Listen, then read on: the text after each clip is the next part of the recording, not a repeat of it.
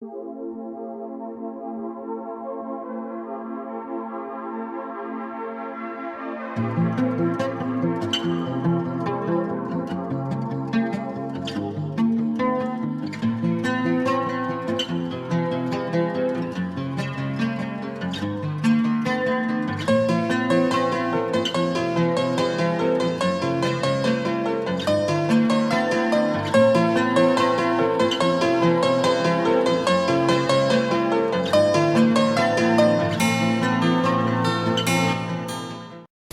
вечер, драги гледачи.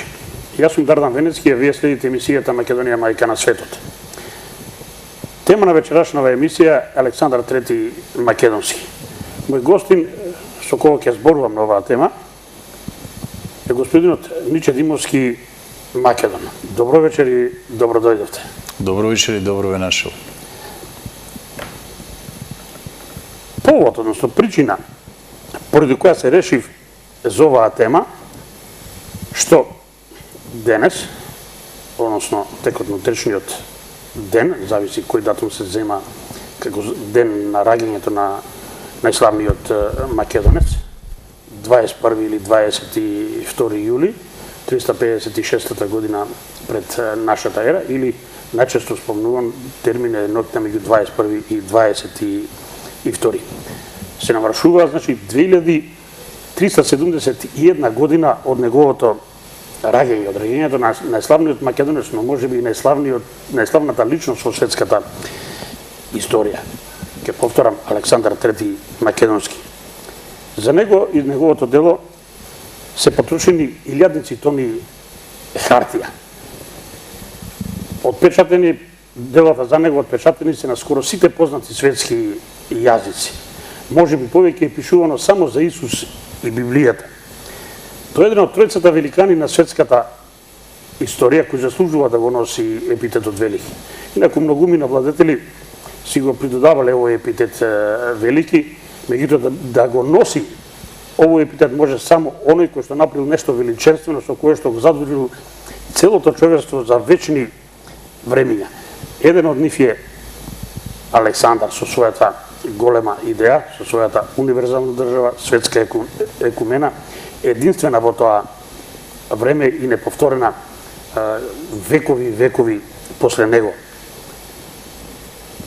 Значи, брилијантен стратег и војсководец, творец, реков, на универзалната држава, во која сите народи, јазици, религии и половите беа равноправни, во која се презираше робството.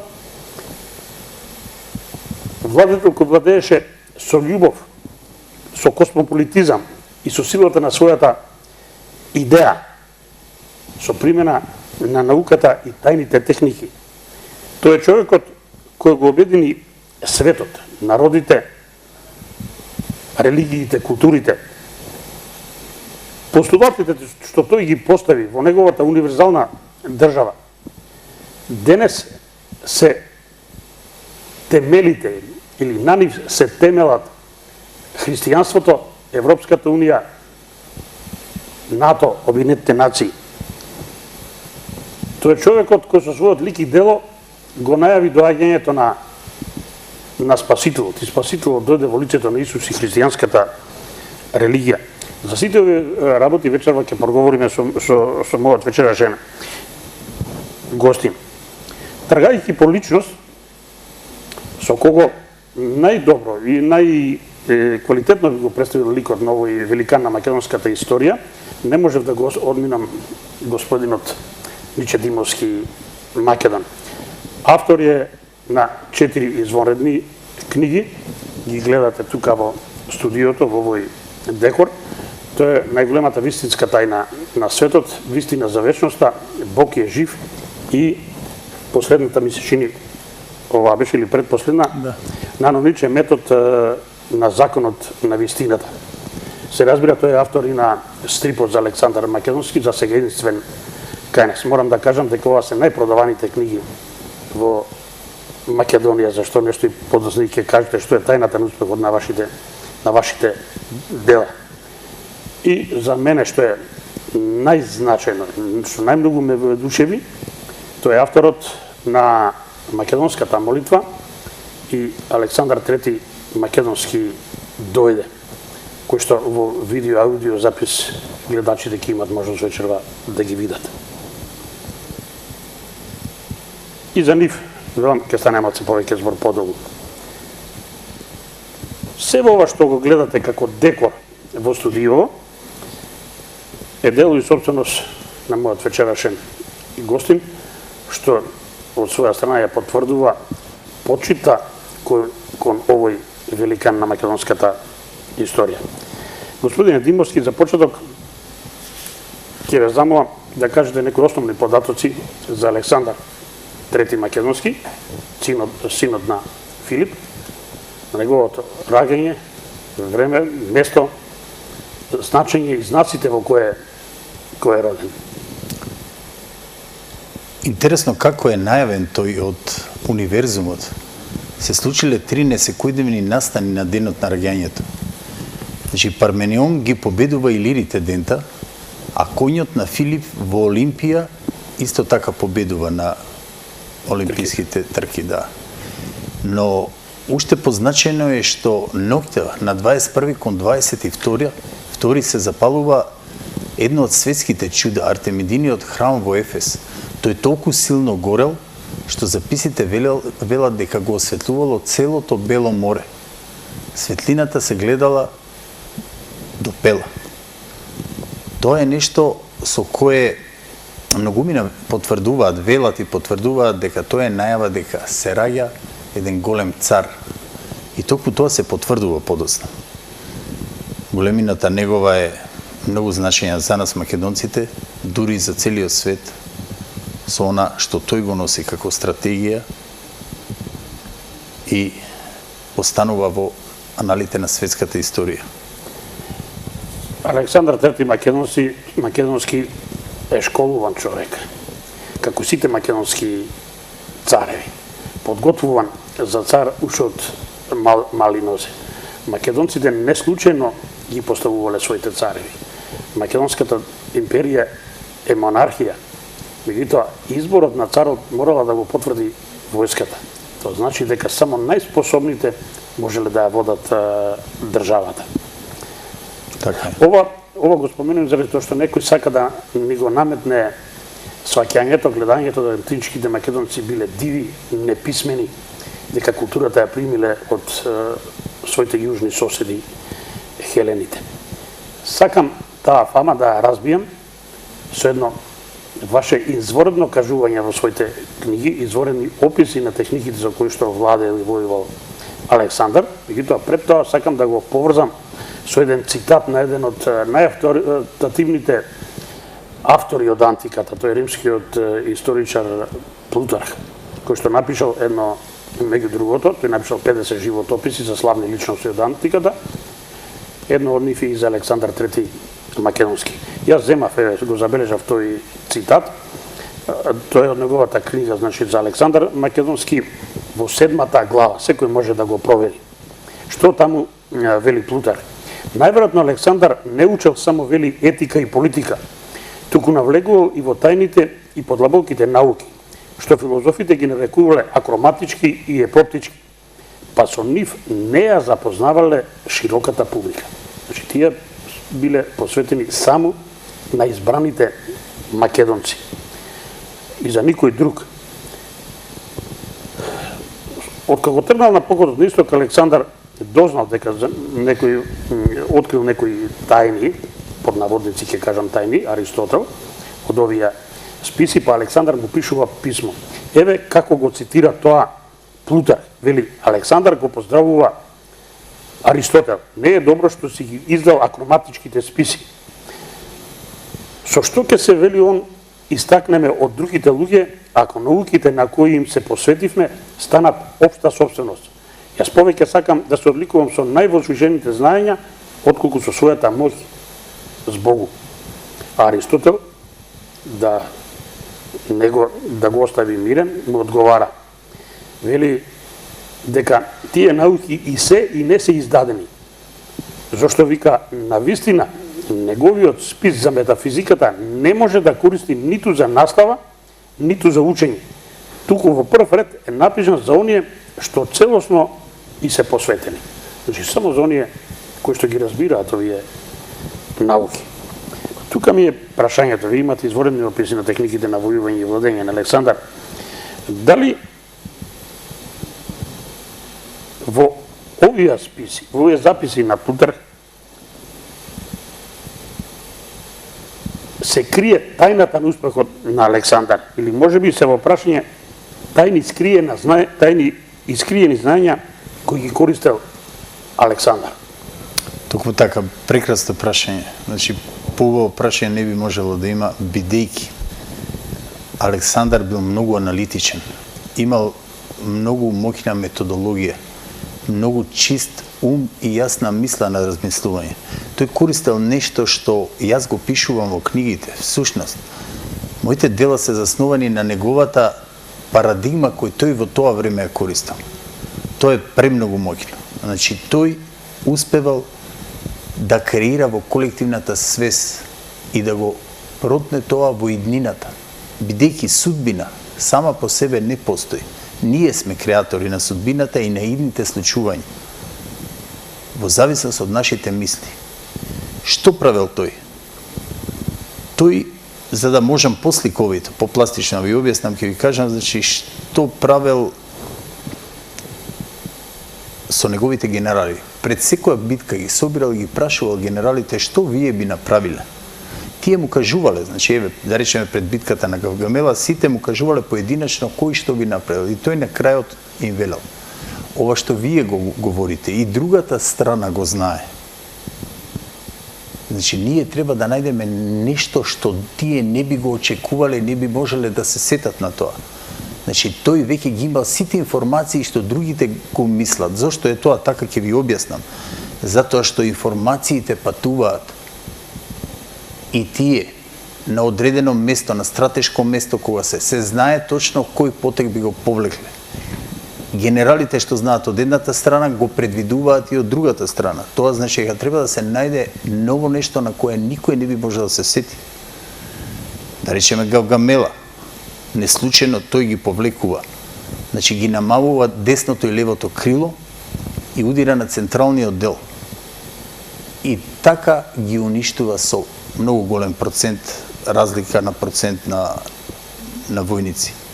Сега, кога сме кај парадигмата, методологијата која тој ја користи, значи методот, во тоа време тој не го знаел она што ние денес го знаеме. Јас ќе настојувам да го објаснам научно. Значи, ние денес имаме електронски микроскоп, во тоа време немало. Ќе започнам да речеме од фотоните. Тој не можел ни да предпостави дека ние можеме да ги програмираме фотоните кои доаѓаат од Сонцето. Еден руски научник истражува и става, значи зима во вакуум цевка продзир на фотони, кои фотони прскаат во моментот кога се во вакуум цевката. Во моментот кога ставате ДНК, да речеме, зимате ДНК и ставате внатре, тие ја примаат информацијата и се подредуваат во редови како во нанотехнологијата. Многу поинтересно е следново, кога ќе извадите ДНК-та од вакуум цевката, тие остануваат да мируваат потполно исто. Тоа значи дека тие примиле информација од интелигенцијата која ние ја имаме во нашите клетки од ДНК-та. Тој тоа не можел да го знае, бидејќи во тоа време немало електронски микроскоп. Што се случувало друго? Значи, и зошто ова било иницирано? Морав тоа да кажам, значи морам да кажам дека мајка му го убедила дека тој е полубог, дека него татко му е Зевс, не му е Филип. Го иницирала да размислува на подруг начин од она што сите луѓе размислуваат. Му рекла: ти си бесмртен, ти си полубог. И токму затоа тој секогаш јавал на чело на којницата, честопати бил повредуван, но никогаш во битка не бил убиен. Значи, понатаму одејки, откривам, значи, каква совршен метод користи, нешто што ние несвесно го користиме, а сега може да се докаже со електронскиот микроскоп и со медицината. Одејќи понатаму, откривам дека тој правел програмирање преку својата подсвест и подсвеста. Свеста и подсвеста, значи информациите кои ги давал на заспивање, Бидејќи се нивелираат свеста и подсвеста 50% со 50% на заспивање и на будење. Тој ја вметнувал програмата во својата подсвест и го привлекувал токму она што требало да се случи. Зошто е тоа така? Затоа што во нас, во нашето тело, и тоа не можел да го знае, ние имаме пептиди кои реагираат на она што ние го размислуваме. Значи, тој тоа што го размислува, тој тоа и го чувствува. Тие пептиди се зголемуваат и ја менуваат вибрацијата на телото и те носат на едно високо ниво. А зошто ја менуваат? Поради водата која имаме во телото. Затоа што ние сме вибрациони суштества. Тоа го докажува научникот Емото. Значи, ние имаме влијание на водата, затоа што сме 80% од прилика во зависност од староста, 80% вода. Тој не го знаел тоа, но тој почувствувал дека тоа функционира во време и простор. Понатаму, значи, тој толкова огнена желба имал да напредува, да го освои светот и да стигне до крајот на светот, замислувајќи дека кога ќе дојде до крајот на светот, онаму каде што изгрева сонцето, тоа ќе го освои целиот свет. Значи, таа огнена желба му предизвикувала создавање на допамин. Допаминот го создава хипоталамусот, пептидите и допаминот ги создава хипоталамусот. Значи, допаминот е природен наркотик, многу моќен. Тоа е како кога имате огнена желба во науката, кога сте научник, кога сте освојувач, кога сте заљубен наедноставно, кога сте заљубен во некоја девојка, чувствувате како да не газите по земја. Значи, допаминот кај нас луѓето има најголема моќ да добиеме се што ќе посакаме. И допаминот ја менува вибрацијата со која ние зрачиме. Нашето зрачење го чувствува околината во круг од 5 метри. Еден човек може да инфицира околу 700.000 луѓе, само еден човек. Значи, тој ја имал таа моќ, тој се ставил на таа вибрација и таа фреквенција. Тоа и го докажува денешната наука. Од ова сето можеме да заклучиме дека тој несвесно користел една техника. Значи, кога ги прашувал, се враќам повторно, генералите, тие му кажувале. И тој ги имал сликите, затоа што ние размислуваме во слики. Тој ги гледал сликите и им кажувал, ова што вие го збори и другата страна и го знае, бидејќи мислата има фреквенција. Енцелофалографот денеска на вистина ја мери фреквенцијата на мислата. 2 научници, 3 научници на 3 континенти, кога истражуваат една работа, првиот кога ќе пронајде, веќе следниот ден и другите 2 го пронаоѓаат тоа. Кога ќе појде да патентира, значи едниот патентира, другиот оди следниот ден му кажуваат веќе тоа е патентирано. Тоа докажува дека мислата има фреквенција. Тој на некој начин го знаел тоа и откривал нов начин. Токму тој начин го спроведувал во дело и затоа секогаш победувал. Што всушност правел? Ова е најинтересното. Правил фотографско-лингвистичко невропрограмирање. Значи, тој правил програма која вметнувал во матриксот, во еднината. Тоа е многу интересно. Тој, значи, ги цртал сликите на битката, ги боел, ги оживувал. Истото ние го правиме и сега кога имаме огнена желба за нешто, кога имаме волја, еве вие, како новинар, како водител, значи имате желба да направите добра емисија. Вие нормално и природно дека мора да направите концепти, да создадете слики и кога ќе седнете овде да направите добра емисија. Истото се случува со секој спортиста. Значи тој се фокусира, верува во победата. Истото се случува со секој уметник, пејач и така натаму. Значи тој користел една техника за која не бил свесен што прави, но тој гледал дека тоа во време и простор функционира и него не го интересирало зошто е тоа така. Значи тој се поврзувал со универзумот на многу едноставен начин, правејќи фотографско-лингвистичко невропрограмирање. Ги цртал на станите, бидејќи размислуваме во мисла, ги боел и живеел со мислата дека следниот ден ќе победи. Токму тоа што он го побарувал, го вметнувал во колективната свест и тој тоа го правел. Следниот ден се случувале токму настаните кои тој ги повикувал.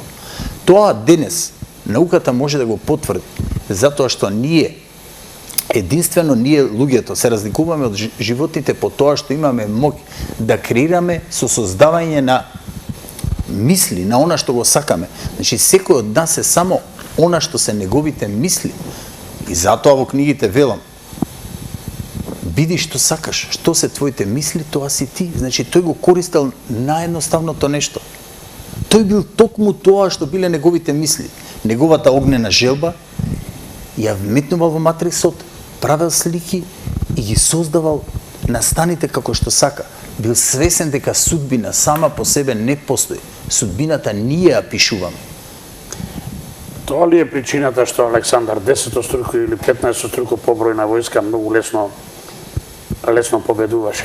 Токму тоа, сите се прашуваат како е можно, дури има записи кажуваат 17:1 дека се бори. Значи, најпрестижните воени академии во светот се уште не може да го обзнанат начинот на војување. Значи, не само техниката. Значи, како е можно со приближно исто оружје ти да победиш 17:1 и да извојуваш грандиозни победи, да речеме ке Граник од прилика 100 погинуваат до 200, а тој убива 2000. Веќе кај бројката е исто тако страшно голема. 100.000, 80 до 100.000 се бројките, а тој губи само 2000. И веќе кај Гавгамела, поточно 500, а кај Гавгамела губи 2000, а убива 90.000. Тоа не е можно со многу помала војска. Но моментот кога им создава паника на спротивната страна, кога тие започнуваат да бегаат, тој прави колеш. Нешто кај што тој го вметнува, тој ја гледа победата. И тој има таква вибрација, што тие едноставно ги подготвува за пораз, а неговата војска ја подготвува за победа. Војниците толку многу му веруваат, затоа што тој им се обраќа со браќа македонци. И тие толку го сакаат. И секогаш е начело. И секогаш е начело. Значи, тие живееле со мислата дека чест е да загинеш за Александар Македонски, да го дадеш својот живот. Замислите. Затоа што е прав водач. Токму така. Неговиот начин на војување се поручува на сите поголеми воени академии. Истражен е од сите аспекти. Нема сомнение дека има брилијантна техника, тактичка, физичка подготвеност. Вовел исклучителна искрена со јака енергетска храна, како што се ореви, бадеми, лешници, кои што се во секојдневното мени, потоа со мед и вино.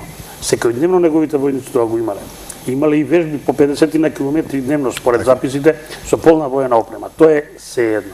Меѓутоа, јас мислам дека тој, и тоа и вие го тврдите во своите настапи, во своите книги, користил и наука.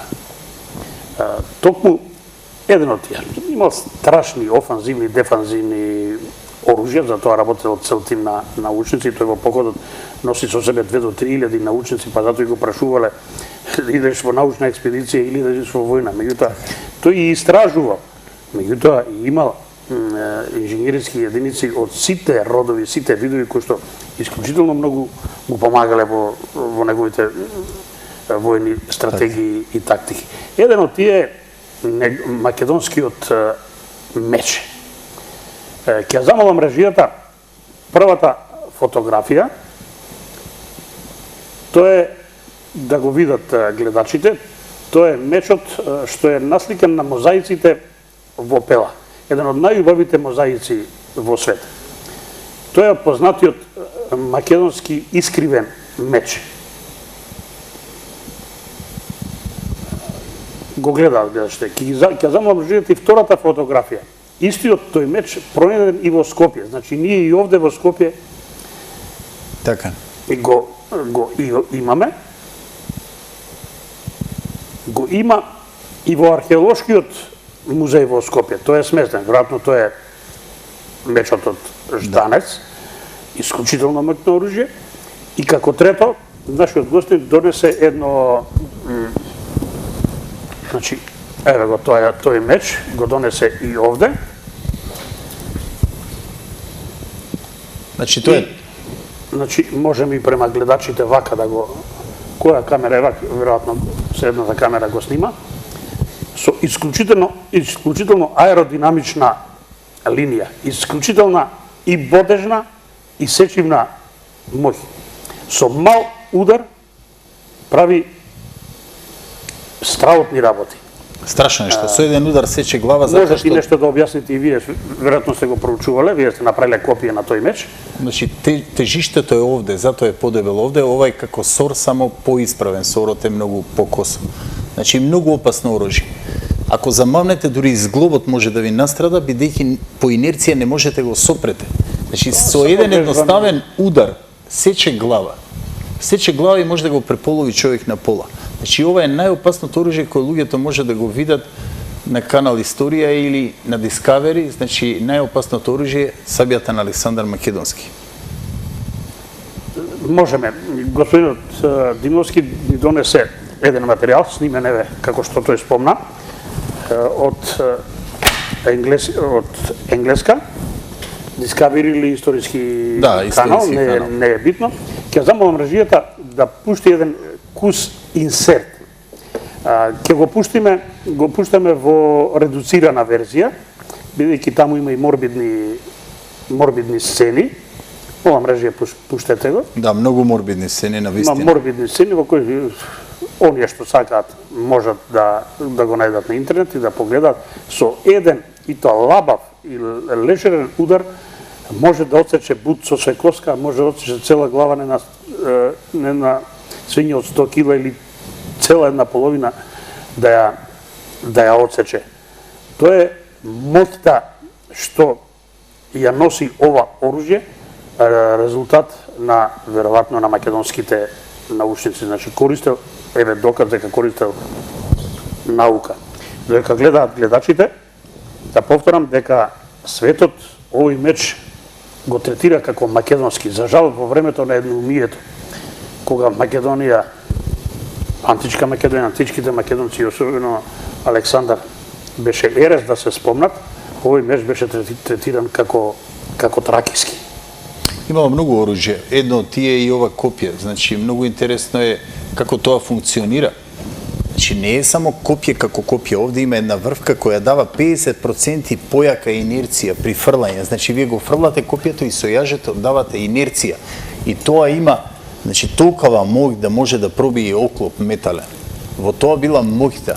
Значи, затоа цела експедиција на луѓе, научници, оделе со него, истражувачи, и откривале, во текот на војувањето, откривале многу несекојдневни оружја. Но како и што ви кажам, не е само во оружјето. Тој користел нешто што е премногу моќно. Значи, користел една старо-нова парадигма. Осознал како може да комуницира со универзумот. За јас да го докажам тоа во моите дела, јас морам да направам нешто со кое би ја напишал иднината како тој што прави. Значи, тој успевал, како ние денес на компјутер, замислете, седите, ставаш програма и стискаш зачува и тоа влегува во системот и се случува во иднината токму тоа. Значи, успеваш да протнеш настани во матриксот, во иднината. Тој тоа го правил. За јас тоа да го докажам. Значи, јас морам да ја напишам иднината во колективната свест на локално и на глобално ниво. Всушност, тоа го правам во последното мое дело во Бог е жив, за да можам да докажам што ќе се случува последните 10 години некако пророк, за да можам да ја докажам неговата научна теорија. Значи, ја носам како научна теорија. Во моментот кога тоа ќе се докаже, станува наука, бидејќи никој човек не може да знае едината. Јас тврдам дека не постои судбина сама по себе. Значи, тој користел најмоќно оружје, поврзувајќи се со создателот на универзумот, со Вселената, со космосот. Значи, правил линк и успевал да го протне тоа во матрисот, за да ја докажам неговата теорија. Пишувам 33 работи кои ќе се случуваат во Македонија. Книгава е пишувана 2013 во февруар. Од 33 работи до сега половината работи се случиле. Значи, кратко само ќе ви кажам. Значи, ќе се иши 2 години веќе половина со половина. Значи, веќе сме на пат каде што ако ја докажеме неговата научна теорија, ќе срушиме многу науки, дури и ќе допреме екзактни науки за кои ние веруваме, убедени сме дека се така. Но ова е навистина екзактна наука, како 1 и 1 се 2. Вие ставате во иднината и тоа токму тоа што вие го правите се случува. Значи, ќе ви прочитам накратко само некои работи кои се напишани, кои никој не можел да предпостави дека денес ќе се случат. Велам вака, ќе се исчистат непријателите и предавниците кои на каков било начин имаат влијание над институциите. Најзакоравениот кој придонесе да се забрза процесот на будење после 20 годишно влијание ќе нема да биде потребен. Неговата мисија ќе заврши во 2013. Значи, тоа е пред 2 години од сега. На крајот пред заминувањето од сцената, тој некој со себе ќе ги повлече сите околу себе, ќе ги повлече токму оние пред кој глумел верен другар и искрен пријател, но токму тие ќе го доведат до крај, затоа е премногу опасно да се стои до магарето кој умира, бидејќи може да те клоцне и да те понесе со себе онаму каде што оди, во смрт. Следно, ова е многу интересно за нашите гледачи, затоа што ова никој не можел да го предпостави. Ке се открие поголема шпиунска мрежа која тимски организирано работела за странските служби против татковината. Преку таа група странските разузнавачки служби сакаат да инициираат контролиран меѓуетнички инцидент, за среќа самите тие ќе завршат во затворите како поука за некои следни предавници, доколку помислат да ја прават зло на светата земја Македонија. Следно, нема да има војни, именување граници. Следно, ќе се инициира и ќе влезе во процедурална постапка во парламентот предлог закон за додолување на празнано и обработливо шумско и делумно обработливо земјиште. И така натаму, значи најава за Охридското езеро, најава за, значи ќе се подобри инфраструктурата, ќе се градат пристапни патишта, автопатишта. Потоа најава за Ќе можат гледачите подетално да можат прочитаат. подетално. Значи ќе се изградат 2 нови града, ќе се случува нешто кај што во моментов никој не може да предвиди. Значи во едниот од градовите ќе има регионален трезор, оние кои сакаат може да прочитаат во книгата. Ова не е случајно. Јас повторно ќе кажам повторпат, значи јас не сум пророк. И јас само за да ја докажам оваа научна теорија, пишувам што ќе се случува во следните 10 години во Македонија. И тоа е многу интересно. Ако тоа се случи, мојата научна теорија ќе стане наука за која ќе дојде целиот свет на поклонение, не мене, туку на Александар Македонски. И токму затоа во книгата, во Вистината за вечноста велам, всушност оваа книга и не е моја. Во посветата таа им припаѓа на македонскиот народ. Да. Доаѓаме, може би за мене најинтересната тема, најинтересните сознанија до кои што вие доаѓате во овие книги, а за мене се предизвик. Во Вистина за вечноста ми се чини, прочитав еден детали кој што ме воодушеви, ме возгордеа како македонец. Вие велите дека најмокното оружје во Вселената е љубовта. Имајќи го предвид ова што кажавме до сега, ono што го кажавте до сега, може да кажеме дека Александар го освои светот со силата на љубовта? Или со други зборови, дали Александар го освои светот со силата на својата идеја, која ја постави со постулатите во својата универзална држава. Државно уредение како што не е запаметен во историјата во тоа време и долги векови после него. Една држава од тука до Индија, во која што ќе нема веќе војни, во која ќе нема робство, во која ќе нема грабежи и палежи. Тоа е сон на секој миролюбив човек, па и денеска. Кога живееме во свет со 50 воени жаришта и светот со 60 милиони раселени лица. Мислам дека е идеал и на денешниот човек. Колку е актуелно ова? Дали сметате дека тој го освои светот со силата на својата љубов, со силата на својата идеја? Една изрека вели, ниедно зло не може да одолее на љубовта. И тоа е навистина така.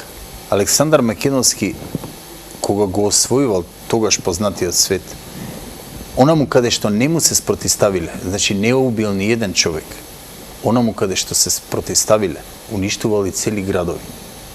Значи, на многу места го пречекуваат како ослободител, како син на богот Амон-Ра, богот на сонцето во Египет. Значи, го пречекуваат како спасител. Токму онака како што го пречекувале и Исус Христос, фрлајќи му цвеќе и палмови гранчиња. Тоа е најголемата чест. Тоа е интересно што тие биле убедени дека доаѓа спасител. Независно што живееле во своја држава, тој тоа го докажувал на многу едноставен начин, оставајќи ги да владеат нивните училишта, значи етносот, не мешајќи им се во музиката, во игрите, во образованието, во сето она што тие претходно правеле, значи и во светилиштата, не им ги рушил светилиштата. Тој бил космополит. Дури им ги возобновувал, оние што им ги разрушиле претходните. Токму така. Значи, тој бил космополит кој бил непознат до тоа време, а и до ден денешен. Значи, освојувал, но секако што ќе наишол на љубов, тој возвраќал уште со поголема љубов. Токму како што рекол, значи, ниедно зло не може да одолее на љубовта. Кога вие и како како освојуваш влегувате на еден простор со љубов, ќе бидете дочекани со љубов. Тоа тој го докажал.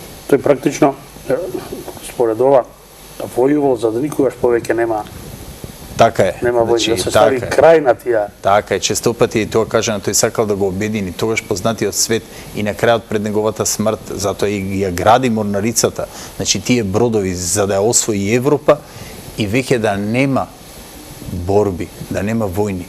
Значи она што некој сега го замислил во виртуелниот свет, правејќи го НАТО и правејќи ги Обединети нации, но тоа е игра зад која се кријат материјални добра. Но тој го правил тоа со многу љубов. Во тоа што тој не успел, потоа успел некој кој дошол по него. Успел Исус Христос. Токму така ќе додеме и за таа тема, вие посебно за тоа пишувате. Светот ја свати пораката, што е упати Александар со своите постулати во универзалната држава. Од тука до Индија народите го слават Александар.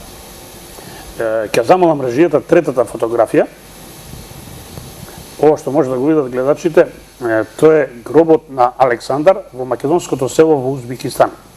Овие фотографии и снимки ги донесе Марина Двечиновска, направи неколку своји емисии на таа тема. Интересно е што не гледаме дека од гробот надвор се пружени рацете. Изработени се разбира од железо и ја символизираат пораката што ја упати Александар. Што зборува дека овие луѓе во тоа македонско село до ден денеска се нарекуваат македонци, тие се сметат за остатоци од војската на Александар трети македонски, со пружени раце кон небото. Пораката е многу јасна, вели, заминав од овој свет со празни раце. Ништо не однесо. Меѓутоа, тука јас ке се послужам со еден цитат повторно од Плутарх, во него истото дело што го цитирав пред малку, Александар Македонски, животописот за Александар Македонски, 15 глава, во кое што го опишува тргањето во походот кон исток, што го прави Александар. Пред да тргне, тој сиот свој имот го поделил на своите пријатели, своите војсководци. Точно. Го прашува Пердика, еден од неговите генерали, царе, што оставивте за себе? За себе тој вели, ја оставив надежда. Така. А тој му одговора тогаш и јас, а мислам дека и другите ќе се сложат со мене, нема да земеме ништо од имотот, но ќе си го задржиме правото да учествуваме во поделбата, односно во распределбата на тие надежи. Па која е таа надеж? Таа е таа надеж што му создава огнена желба, она што тој го прави. Значи тој прави нешто за кое било непознато дотогаш во светот. Значи со огнена желба го освојува светот, тој верува во тоа. Значи вербата што ја има и во Светото писмо. Значи во она што веруваш тоа се случува. Значи тој открил дека тоа функционира во време и простор. Меѓутоа тој им оставил нешто и многу позначено, им оставил држава во која што организирана, нема веќе робство, во која што ќе нема војни, ќе нема палежи, ќе нема грабежи, во која што сите народи, јазици, религии, половите се рамноправни и нема робство. Па има ли денес некој што не посакува да живее во таква држава? Видите колку е актуелно. Нема, значи тој бил национален, затоа што за да бидеш интернационален, мораш да бидеш национален, мораш да го сакаш својот народ. Често пати велам. Значи некои велат за одредени луѓе, значи тој е можеби националист или шовинист, не е битно, но сепак најпрво можеш да се засакаш себе си, да го засакаш својот народ, за да ги засакаш сите. Едноставно кажано, за да бидеш интернационален, мораш да бидеш национален. Тој тоа го правил, затоа и бил космополит. Тоа е таа, значи, држава која што зборуваме. Затоа и тој е наречен велики, затоа ќе биде запаметен за вечни времиња, затоа и го слават сите народи во светот. Тука сакам, господин Димовски, да ја поставам 3 прашања во едно, во интерес на времето. Зошто само нас македонците не ни се дозволува да го славиме Александар? кога тој според ова, видовме му припаѓа на сиот свет и со право сиот свет го слави. Се плаши од нешто светот и зошто за сето ова се молчи, а Александар се промовира како брутален убиец и освојувач. Прашање кое на вистина сега би поттикне до размислување за кое ќе ви кажам во 92 година кога беше ембаргото со Грција излезе еден напис на насловна страна во Нью Йорк Таймс, може да гледачите да проверат и го да најдат. Еден светски историчар американец напиша: парадокс во светската историја. За прв пат еден народ го слави поробителот. Грците го слават Филип и Александар, значи луѓето кои ги убиваа нивните предци. Досега е непознато, значи парадокс во светската историја да го славиш непријателот. И вели, тоа е исто како кога евреите би го славеле Хитлер. Значи историчарите знаат вистината, политичарите ја прават играта. Зошто? Сега ќе ви одговорам на второто прашање. Бидејќи Македонија е прво формираната држава на европскиот континент. Запомнете, ќе повторам уште еднаш, да запомнат сите кои не слушаат и гледаат. Македонија е првата држава формирана на европскиот континент. По нас е Рим како град држава, а по неја е Атина како град држава. Долго време немало држави, само градови држави. Значи, Македонија е формирана во 814 година пред раѓањето на Исус Христос од крал Каран. За да се уверат нашите гледачи, нека појдат пред археолошкиот музеј на мостот на цивилизациите. Првиот одлево е кралот Каран, нека погледаат во која година е. До денеска ние сме најстарата држава во Европа, 2829 години. Тој факт, аргумент не може да го побие никој. Во тоа е болката на големите сили, не на Франција, Германија, Англија, Италија или било кој. Нивното его не им дозволува да ја признаат нашата големина. Тие со сите сили од секојаш се бореле да уништат Македонија, но ти не можеш да уништиш нешто што е свето. Каде се останатите држави во светово писмо? Во ова свето писмо 39 пати е спомната Македонија, ни една друга држава. Значи тие во тоа време не постоеле кога е пишувано светото писмо во Никеа, Новиот Завет, по наредба цар Константин. Тоа докажува дека тие се борат со нашата големина поради нивното его, се додека тоа его постои, се додека не дојдат нови генерации историчари кои искрено ќе кажат вистината.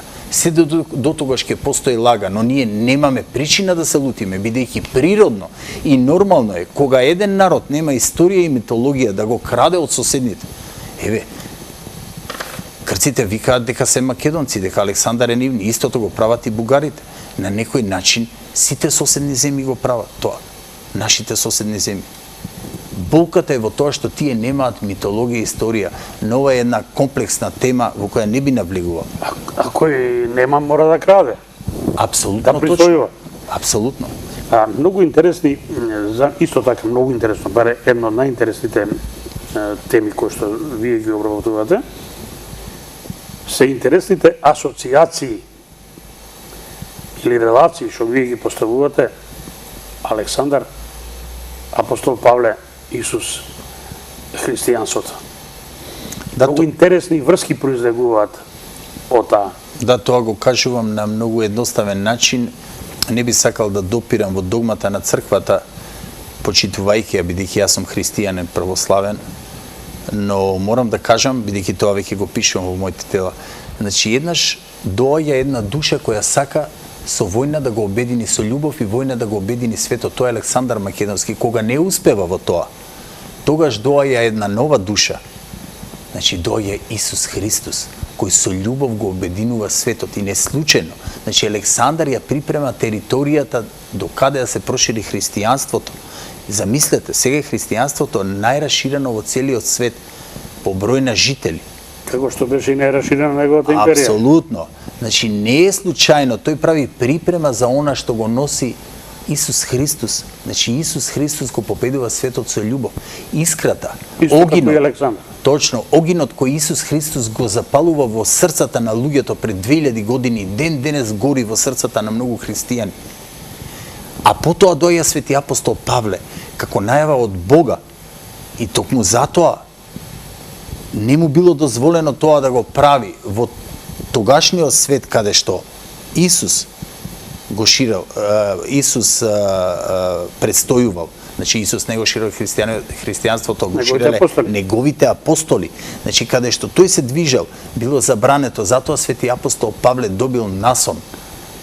Нешто што е многу интересно. Според Лука во 16:9 пишува: на сон му се јави на свети апостол Павле Македонец и му рече: дојди во Македонија и помогни ни. Некои кажувања велат дека тој Македонец бил плав и толку убав што предпоставките се дека тој бил Александар Македонски. Тој, значи, за да ја спаси Македонија како душа, како дух, го повикува и вели: дојди во Македонија и помогни ни. Многу е интересно што стои во 16:10, кај што во ниедно свето писмо во светот не стои. Ние македонците не треба да го храниме егото и да се гордееме со тоа, но мораме да признаеме дека сме единствени во светот. Стои во 16:10. И тогаш разбравме дека самиот Господ не повикува во Македонија да го проповедаме Евангелието. Од таму да почнеме. Замислете Господ да ве повика во една земја. Јас и сега во овој миг и секој што го кажувам се наежувам, бидејќи читајќи го и Куранот, и будизмот, значи нигде не постои такво нешто. Самиот Господ, тоа означува дека Македонија е папокот на светот. Еден портал, една порта на цивилизација, на љубов. А јас би додал дека македонците се избраниот народ. Токму така, ние не треба да се гордееме со тоа и да претеруваме, значи да си го полниме егото, но вистината е во ова свето писмо, тоа го пишува овде. И ние не можеме да излажеме. Зошто некој го напишал пред толку години тоа? Затоа и тоа го ставам во молитвата.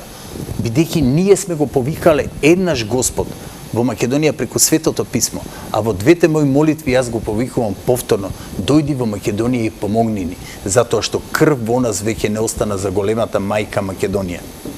Јас верувам дека и универзумот го слуша тоа, иако го има ќе дојде кај нас. Кога велам дека сме избраниот народ, мислам на новиот завет и посланијата на апостол Павле до Солуњаните и посебно до Коринтијаните, кои што и вие го спомнувате. Така е. И им се обраќа со зборовите: љубете го Бога како што го љубат македонците. Колку убаво, прекрасно нешто.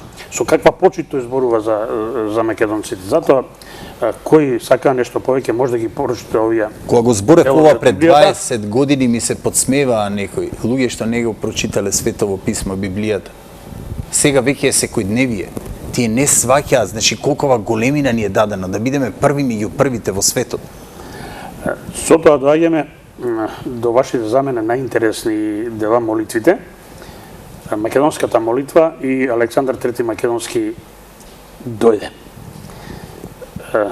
Пред да зборнеме нешто за нив, да ги прокоментирате, би сакал да ги пуштиме за пошироката публика.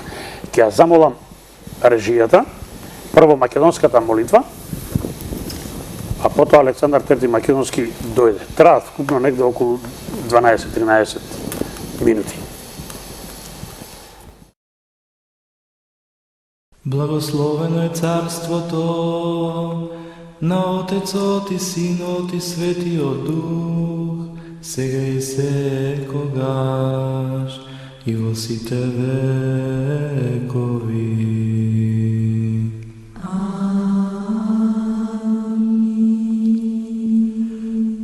Господе, премили Боже, кој си на небото, ги гледаш ли макиве наши македонски?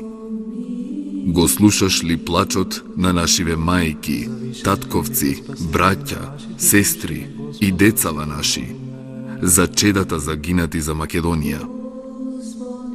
Со илјадници години крвариме, раните живи на неродените чеда им ги оставаме. Господе, Ти единствен кој што си на небото, само Ти ја гледаш нашава мајка, на 4 страни распната како Синот Божји. Каде и да појдеш, на гроб газиш и од коски се сопнуваш.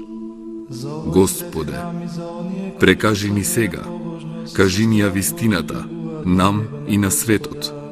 Зошто Свети Никола насон ми дојде и ми рече: и јас сум од земјата на љубовта и добрината, и јас сум македонец. И јас проронив крвава солза во котелот на болката наша. Но вистината кај Севишниот е. Прашај го него и ќе ти ја каже, затоа што дојдено е времето наше македонско. Господе, само ти знаеш дека постојат две вистини, но само една е правината.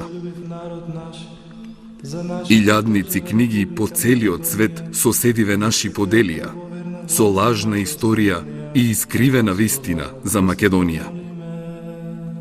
Господе, само ти ја знаеш нашата правина вистинска. Кои сме, од каде сме и зошто македонци сме. И на свети апостол Павле насон му се јави македонец и му рече: дојди во Македонија и помогни ни. И свети апостол Павле ја послуша молитвата и најпрво кај нас македонците дојде. И сега овде, 2000 години, само во тебе веруваме. И во 2000 цркви и манастири се молиме. И од вечноста тебе те чекаме. Веќе и не паметам, но знам, јас, Македон од Говрлево, 8000 години сам со Бога сум. И пред најголемиот крст на светот се молам. Ти, единствен Господе, премили Боже кој си на небото, послушај ја молитвава наша, дојди во Армагедон, подај ни рака и кажи ја вистината за злото и добрината, нам и на целиот свет, затоа што крв во нас веќе не остана, за големата мајка Македонија. Спаси, помилуй и зачувај ме, Боже, со Твојата благодат. Господи, помилуй.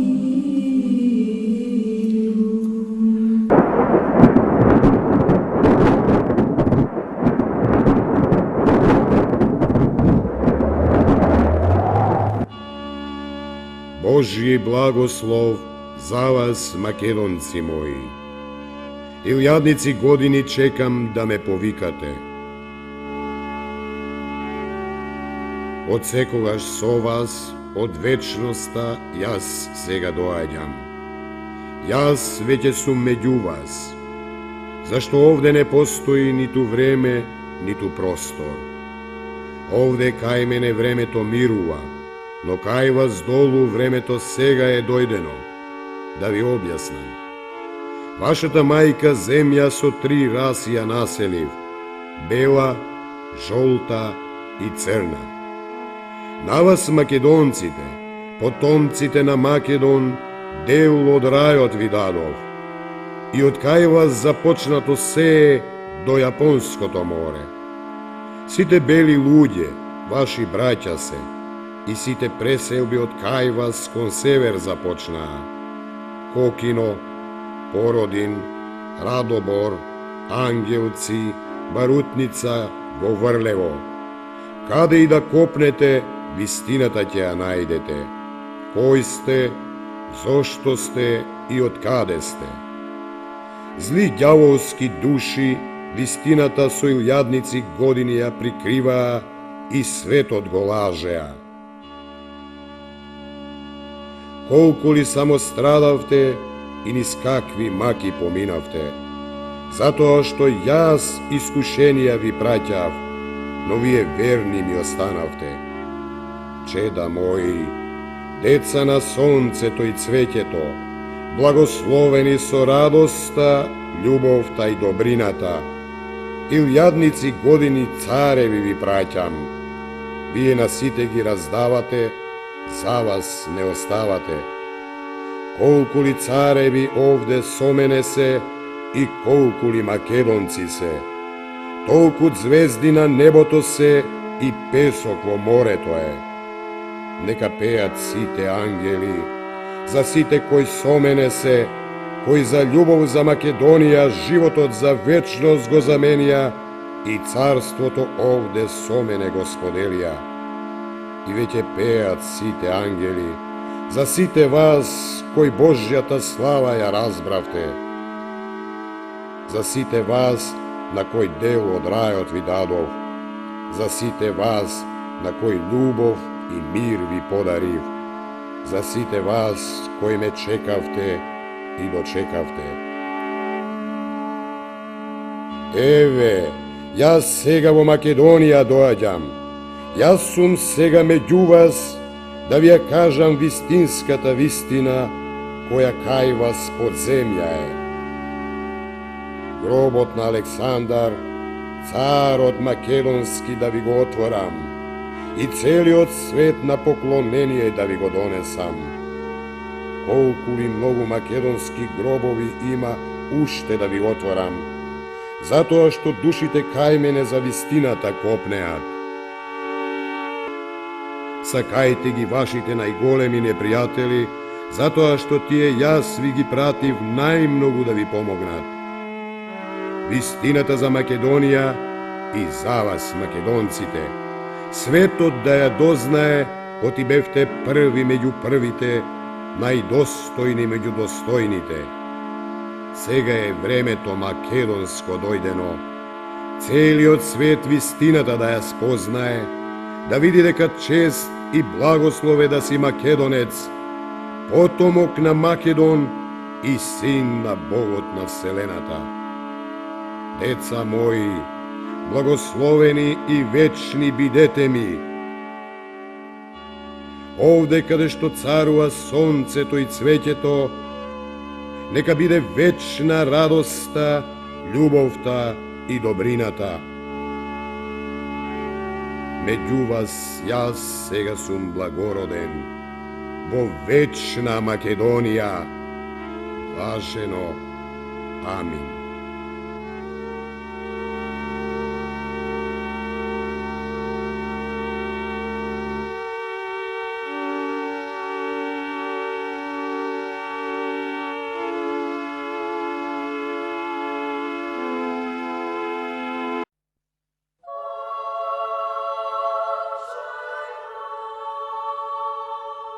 Господе, во 2000 години само ние, македонците, искрено те повикавме и погледни како те пречекуваме.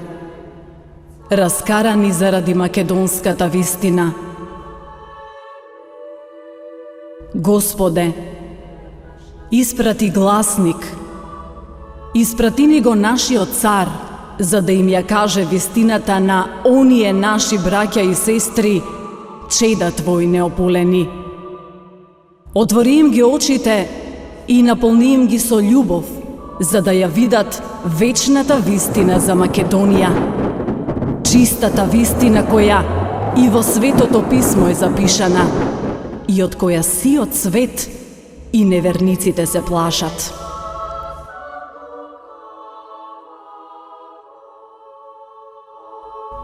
Јас, Александар III Македонски, 2300 години чекав да се разбудите и да ја видите вистината. Чиста, неменлива. Ете дојдов и ја доведов вистината, за да видите кои сте, од каде сте и зошто сте македонци. Потомци мои, за вистината очи се потребни и затоа еве ви очи од беласица, очи од оние кои ослепени патот си го најдоа за вие, да ја осознаете вистината, бидејќи навреда за животот е живот заспан да се живее.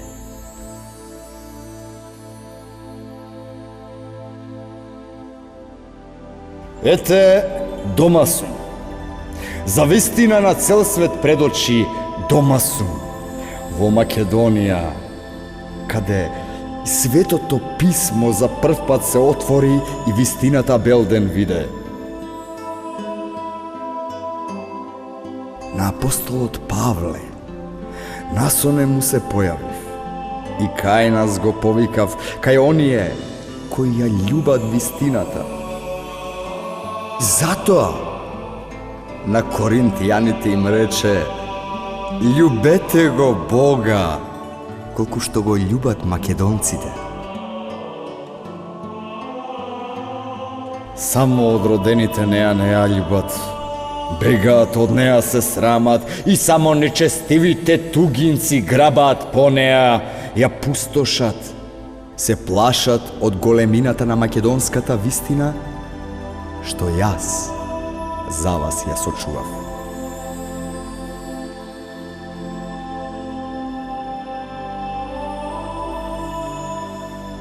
Со мене е и копнежот за вечноста, копнежот за вечната вистина која осамнува во Македонија, каде цел свет на поклонение ќе дојде. Дојде времето македонско и затоа да си простиме, да се прегрнеме и обединети да извикаме Македонио, те сакаме, татковино.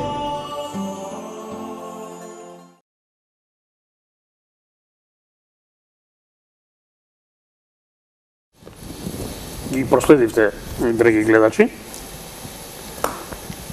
кога ги слушав прв пат, што вели Ниче, се наежив, бидејќи сум голем љубител и промотор на древното македонско минато, морам да кажам дека ме воодушевува, за разлика од некој кој што ги дочека на нож, има и такви.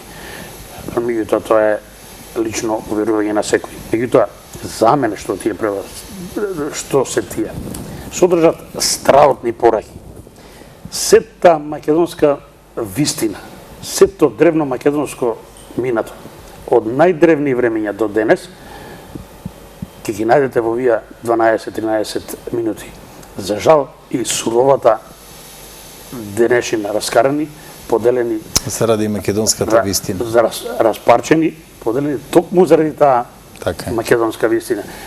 Тоа е жалосно за еден народ, ние на прагот во 21. век се уште да се караме кој сме, што сме и од каде сме. На почетокот многу убаво, Господе, во 2000 години само ние македонците те повикавме и погледни како те пречекуваме, раскарани заради македонската вистина. Колку убаво звучи, затоа што тоа е вистина. Тоа мене ми остави впечаток. Она што македонската историографија, особено во времето на едноумието, тогаш е разбирливо и не смееше да се спомнува Александар и древното македонско минато, тогаш им беа препуштени на грците. Од 45 година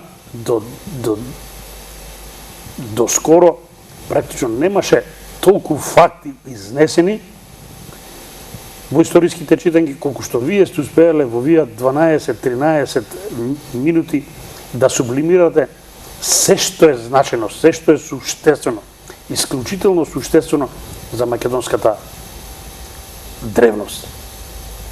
Ве вам предизвика и контраверзи, па ќе ве замолам и за тие контраверзи нешто да кажете. Како беа дочекани овие молитви? Најпрво мора да ви се заблагодарам и да ви кажам онака како што говореше Филип Александар, брате македонец од Дардан. Значи, вие сте многу аналитичен и вие сте еден од оние кои близу 100% ја разбравте молитвата, бидејќи таа е пишувана во 2006 година, а настаните се случуваат многу подоцна. Затоа што според она што јас го кажувам, значи ние правиме програма. Молитвата е целата програм кој се реализирал во текот на овие 9 години. И тоа е нешто што е непоимливо за светот. Се што е напишано внатре се случува. Вие, кога ме поканивте во емисија, кога ми кажавте, тогаш одлучив да дојдам и за прв пат да ги кажам овие работи кои ги кажав. Никогаш досега не сум ја кажал техниката на војување, што користел Александар и многу други работи кои ги кажав. И затоа ќе ви кажам дека секој македонец би требало да ја слушне молитвата, да го види видеозаписот кој го направи македонската телевизија и да свати зошто е сето тоа направено. Тоа го направив за да се отвори, поточно да се откријат предавниците, да се отвори една војна помеѓу злото и доброто. Настана 2009 2008 беше пуштена на телевизија на крајот во декември, 2009 во јануари и февруар настана најголемата интернет војна поради македонската молитва. Несвесно се јавија сите предавници, тоа го напиша во книгата, додека јас ги пратев на 10.000 километри одовде од Македонија, го пишував и кажав дека сите предавници сами ќе дигнат рака, како онаа поговорката со мувата на капата. Токму тие предавници што се јави прва А1 телевизија. Јас кажав сите што ќе се јават сами ќе се уништат. Се јави А1 телевизија и гледате што и се случи на А1 телевизија. До ден денес некој од нивното семејство се уште се во бегство, бидејќи тие несвесно дигнаа прс дека тие работат нешто против земјата. Се јавија сите медиуми кои денес работат за Сорос. Всушност и тогаш се иницираше, бидејќи им подметнав само еден збор македоноиди. Значи, тогаш се иницираше нешто за да се случи зборот, кованицата, соросоиди. Па вие сте автор, ми се чини, колку од оно што го знам на таа кованица. Токму така, значи, зборот соросоиди Првите прв го потребивте тој термин. Зборот соросоиди произлезе од македоноиди. Сите што ќе започнат да плукаат по Македонија, ќе бидат соросоиди, бидејќи Сорос ги финансираше нив. Доаѓаат пари со кои сакаат да се уништи Македонија. За жал уште ги има. За жал уште ги има и ме нарекуваат дека сум кум на некој начин. Значи, најавени се како соросоиди и до ден денес им се влече тоа. Луѓе кои ја крадат крвта на хероите од македонските гробови и ја носат на своите деца и ги хранат своите деца. Тоа се крвави пари од странските служби кои влегуваат во Македонија. Морам да повторам. Значи, ја крадат крвта на македонските херои кои загинале за Македонија, ја носат и ги хранат своите деца во своите домови. Нека размислат многу убаво за оваа порака. Со Македонија никој нити можел да си поигра, нити ќе си поигра. Македонија била вечна и ќе биде вечна. Па за да посегне по македонците и по Македонија, злонамерниците ќе мора да посегнат по Библијата. Ќе морат да дојдат во судир, во сукоп со Создателот. А тоа ќе признаете не е лесна работа. Не е лесна работа. Апсолутно, бидејќи она што јас го носам не е случајно. Сега кога спомнате Создателот, морам да ви го кажам и она, тоа го пишувам во сите мои дела. 97 година доживувам клиничка смрт и 7 дена бев во кома. Она што го видов, јас не говорев за тоа, бидејќи имав висок општествен статус, имав фирма, се работував и немав потреба да го кажувам тоа. Но се случуваше нешто интересно. Значи, бев на 5 метра пред Исус и она што ми беше дадено како знаење многу интересно, како да ви ставаат чип во вашата глава и ве враќаат назад од создавањето на светот па се до неговиот крај. Значи, толку многу информации, кај што едноставно не верувате, не можете сам себе да се препознаете. И се случи нешто интересно да после 3 години некој, несветес, некој како создател на универзумот врши притисок да јас го кажам тоа, јас не сакав да го кажам. И тој ми вели, јас летав со параглайдер, меѓу другото сум и спортиста, леташ со параглайдер и ми вели, види ја мојата моќ, ќе те пуштам да паднеш и ништо нема да ти случи, ќе останеш жив. И јас пајам во тој секунд од 42 метра, ме собираат во чаршаф. Јас останувам жив. Сите велат нема да проведи, јас му велам на докторот, ќе станам и на раце ќе одам. Знам кој стои позади мене. Не веруваа дека на 65 дена со 3 скршени пршини, од кои третиот лумбален ми е здробен, извадена ми е коска од колкот. Јас за 10 месеци рипав салто мортале. И не можеа да си веруваат на очите. Потоа продолжи тоа да Создателот на универзумот врши притисок на некој начин, притисок по наводници, да јас го кажам, многу суптилен притисок. Јас водев инати во 2009 ја напишав првата книга која беше 550 страна. Тоа се овие две книги, Најголемата вистинска тајна на светот и вистината за вечноста. Но читајќи, давајќи ја на стотина научници, доктори, професори, ми рекоа, издади го ова, но немај ова. И тогаш јас не го објавив она што јас сум го видел во тој паралелен свет. Нема да верувате, во 2010 година Ми се случува да во Германија во болница добијам сепса. 52 дена пие вода. И кога сите се откажаа со мене, и додека бев во контакт и со мојот почитуван брат Жан Митрев, тој ми кажа, значи, да не те лажат. Ретко кој се извлекол од тоа, бидејќи хранопроводот беше пукнат и телото доби сепса. Вели, тоа тешко зараснува. Ми стига во тој момент информација. Стани, оздрави, врати се во Македонија и кажи го тоа што го виде. И јас ги викнав докторите и им кажам, утре ќе оздравам. Во сабота ќе се одам во Македонија. Тие ми рекоа никогаш тоа не може да се случи, бидејќи од истиот проблем во соседната соба лежи човек 7 месеци веќе и ние не можеме крајот да му го најдеме. Јас им велам, утре се броени денови, само еден ден. Ќе видите што ќе се случи. Утредента на вистина тоа се случи.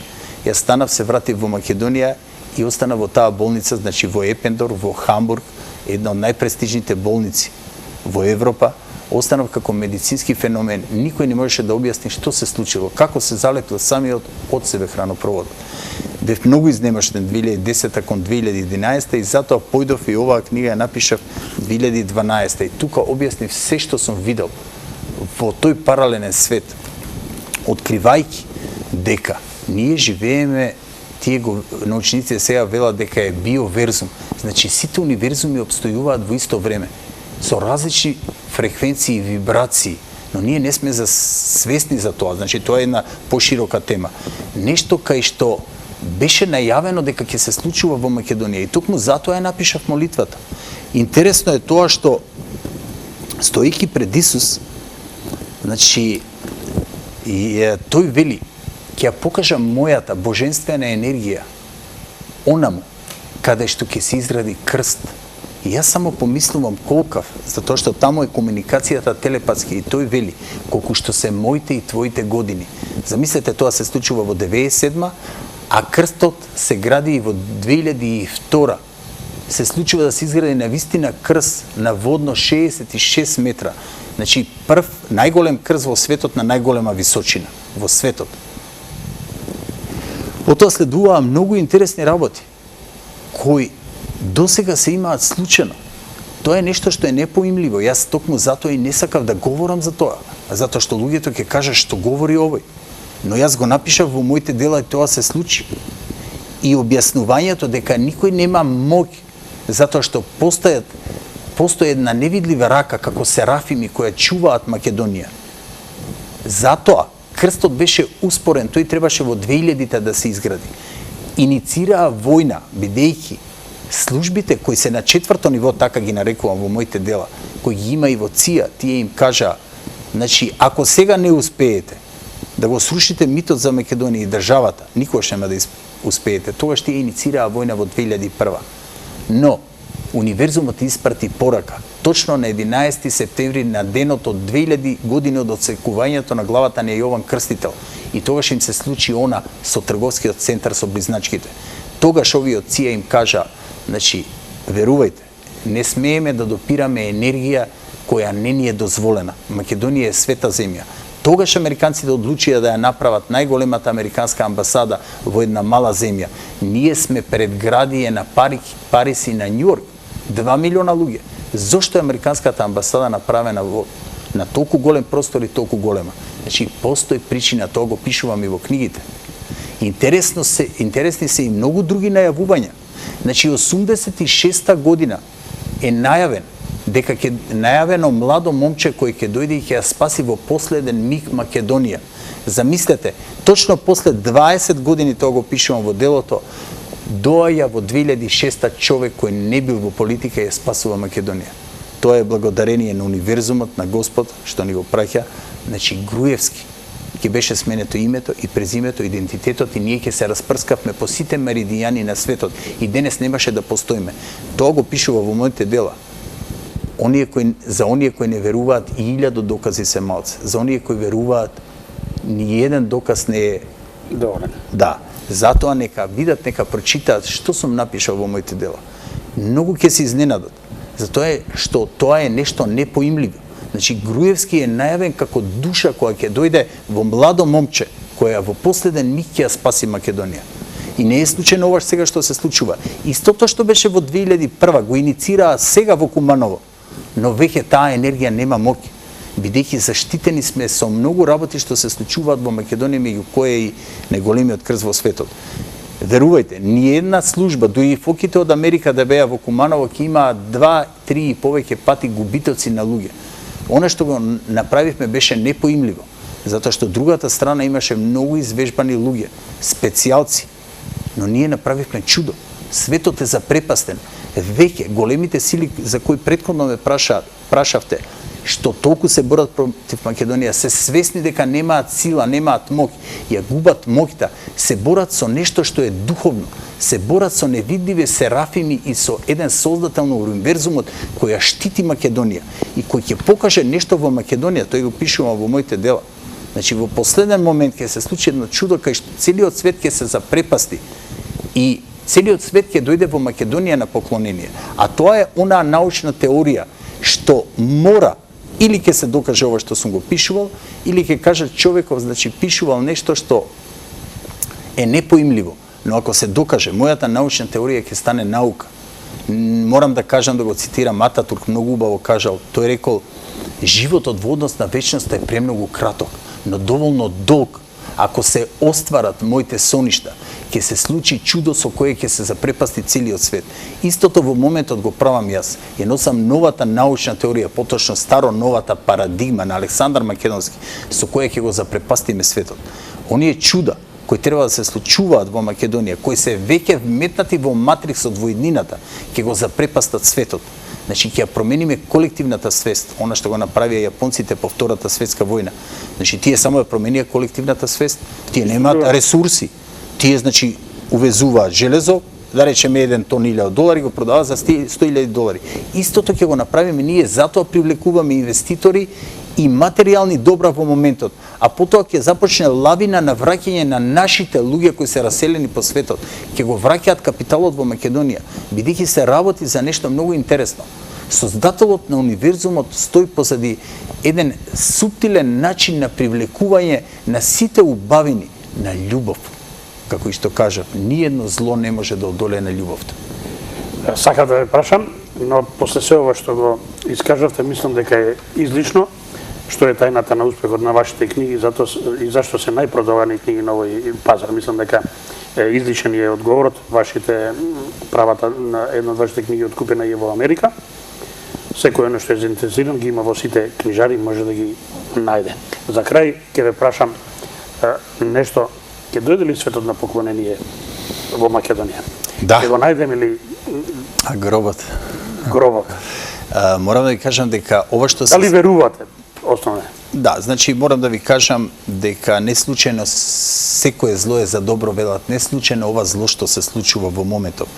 Тоа го имам најавено и во молитвата, значи никој не може тоа да го предвиди пред 9 години. Значи сега се случува борба помеѓу злото и доброто. Нешто многу интересно, значи и во Светото писмо стои, значи борбата помеѓу злото и доброто во Армагедон. Тоа, според мене, е овој простор. Многу се битни, и јас го спомнав претходно Груевски, но како што Груевски е битен, битна е другата страна со Заев, бидејќи веќе тука постои борба помеѓу злото и доброто. Погледнете, значи не можеш ти да го спознаеш доброто ако не го спознаеш злото. Погледнете во моментов кои се собрале пред владата. Педери, лесбејки, наркомани, алкохоличари, убици и криминогени луѓе. Значи, тоа е на некој начин талогот на општеството, кое го носи злото, кое ние можеме да го приметиме, да го согледаме, за да не бидеме и ние како нив. Замислете, во ова време, кога ние сме единствени од целиот животински свет да можеме да создаваме со мисли се што ќе посакаме, тие педери или бејки го прават она што не го прави ниедно животно. Животните не општат меѓу себе. И некој ќе ми каже дека тоа не е болест. Тоа е болест, многу тешка болест. Тие имаат проблем во сопствениот Во минатото и беше третирана како болест. Точно. Значи, тие имаат проблем во сопствениот ум. Од другата страна е еден човек кој се бори со целата љубов и енергија кон својата татковина. Човек кој го испраќа универзумот, создателот на универзумот. Значи, таа борба, што јас ја најавувам во молитвата, започнува во Македонија. И во еден момент ќе експлодира како супернова и ќе се врати повторно со истиот интензитет во првобитна состојба. Тоа е многу интересно. Значи, светот сега се бори против, значи, одредени структури, неколку фамилии, Светска банка, да не ви набројам, гледате НАТО и други, се бори против доброто кое го носи само еден човек во една мала земја. Но тој човек со премногу љубов се бори за својот народ, за своите луѓе, за своите најмили, за својот ген, за своите деца. Тоа што ќе се случува, ќе се случи едно големо чудо во име на тоа што јас претходно бев атеист и не верував во Бога и она што го видов 97 година и не сакав да говорам за тоа 14 години, а постојано бев под притисок на еден создател на универзумот. Значи, носам нешто кое знакот на создателот на универзумот го има на моите книги, значи вечноста, символот на вечноста на животот и на смртта. И во име на тоа градам еден објект кој е прекрасен во чест на создателот на универзумот, каде што овој знак го има на витраж и го има на влезот во тој објект. Значи, тоа е портал, во кој портал многу луѓе ќе се продухуват, ќе се случи нешто чудно, бидејќи ние имаме огромна моќ. Ние сме она што го сакаме. Значи, можеме да бидеме што сакаме. Во моментов припремаме стотици млади луѓе кои имаат добри предиспозиции и афинитети да бидат први меѓу првите. Музичари, уметници, спортисти. Значи, на сите полиња напаѓаме да се види Македонија до каде може. Едно од тие момчиња ни е и Вејчислав Поповски, кој освои 3 златни медали во Холивуд. Може да го видат нашите гледачи на YouTube. Значи, многу наши луѓе спортисти. Токму затоа, кога сето тоа ќе се обздани, кога ќе се случи, се ова што е напишано во книгата, тогаш неминовно целиот свет ќе дојде на поклонение во Македонија. Морам да признам, не ради мене, заради Александар Македонски, бидејќи ние само како македонци откриваме неговата методологија, неговата стара парадигма која ние сега ја носиме како нова парадигма. Никој не може да се бори против тоа. Никој не може да каже човеков напишал глупости. Не. Ако тоа се случи, значи сите ќе кажат, значи тоа не е веќе научна теорија, тоа е наука. Самиот докторат што јас во моментов не можам пред никого да го бранам, ќе го бранам пред сите мои читатели и пред целиот свет на едноставен начин. Ако ова се оствори, докторатот е одбранет. Господине Димовски, ви благодарам за учеството во емисијата. Ја збогативте емисијата, содржините на емисијата која што јас ја водам. Се надевам и гледачите со задоволство ја проследија и оваа емисија исто како и јас. Се надевам нема да биде последно гостување.